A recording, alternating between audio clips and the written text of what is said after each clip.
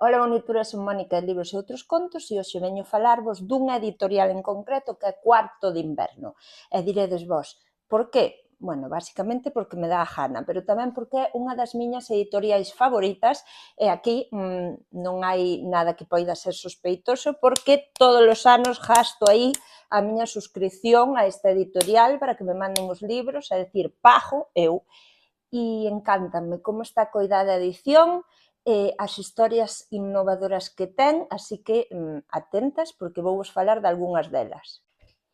Comezarei igual con libros máis de temática infantil, pero coas portadas máis chulas que vistes na vosa vida. O primeiro é Como escorrentar un lobo, de Antonia Mefraga, e dicir, mirade que portada. O sea, ti ves este libro e xa o queres ler, xa o queres mercar. É unha historia preciosa, moi emotiva, unha historia dentro dunha historia, podemos dicir así.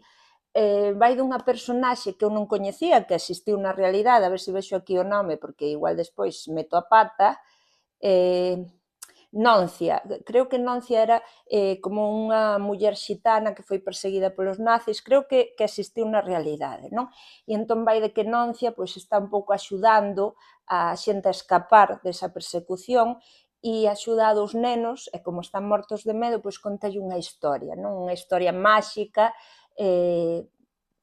chea de cousas fascinantes, que en principio poden asustar, pero a verdade é que dá unha sensación moi bonita despois de lelo, e iso que é unha historia, bueno, que ten un trasfondo bastante duro, pero é preciosa.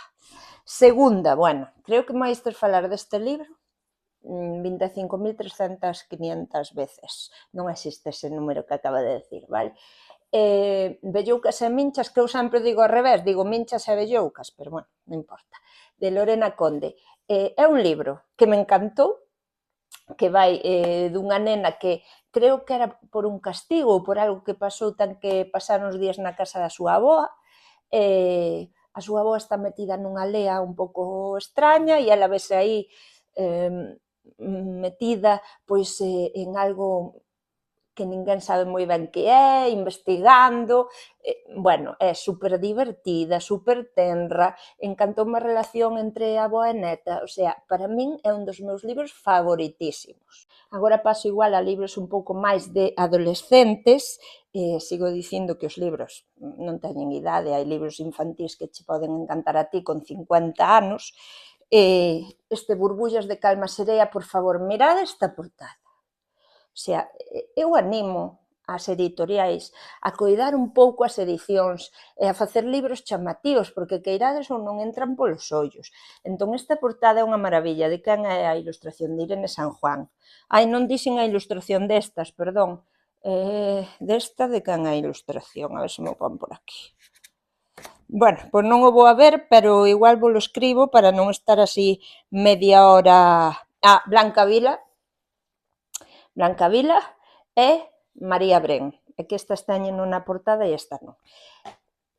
Unha maravilla, o sea, aquí, bueno, vai dunha gata que se chama Casiopea, vale, non é porque haxa unha gata, que tamén, pero que é algo moi aventureiro, moi máxico, é unha rapaza non que sufre porque van chegar seus 3 curmáns, despois hai unha gata máxica que lle axuda a buscar a calma e a relaxación, o sea, encantoume, de verdade, unha maravilla, un 10.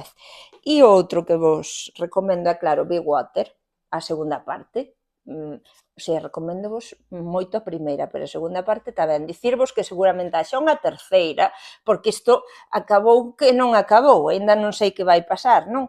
É como un mundo distópico onde teñen que vivir debaixo da terra porque non hai auga, pero nesta segunda parte, pois a protagonista, que como teño a cabeza, non sei como se chama, Yolanda pois vai ao exterior e atópase que no exterior tamén hai outras persoas que conseguiron saír e, bueno, pasan moitas cousas. Segunda parte, non quero presionar a autora pedíndolle a terceira, pero si son, vale? E agora xa libros un pouco para máis xente adulta, non? Si eres fan dos libros, este libro vaiche encantar, que é de Emma Pedreira, Os libros que hai en min, e vai contando pois como influiu a súa forma de ler, a literatura, os libros, pois dende que era nena ata o de agora, non? E todas podemos nos sentir identificadas, ademais a min gustame moito rexoubar en cales son as lecturas favoritas da xente, que lle gusta ler e todo eso, entón é como un canto ao bonito dos libros. Que bonito me quedou. E a seguinte é de Neve Barros, Non estamos quebrades, a verdade gustame moito como escribe, e esta recomendo-vola moito, foi premio María Victoria Moreno, e, bueno, vai dun estudante, non, que está un pouco descubríndose, investigando quen é, e, bueno, pois imos vendo, intuindo, cara onde quere ir, e, sobre todo, pois tamén un canto á liberdade persoal, á elección propia, está moi ben.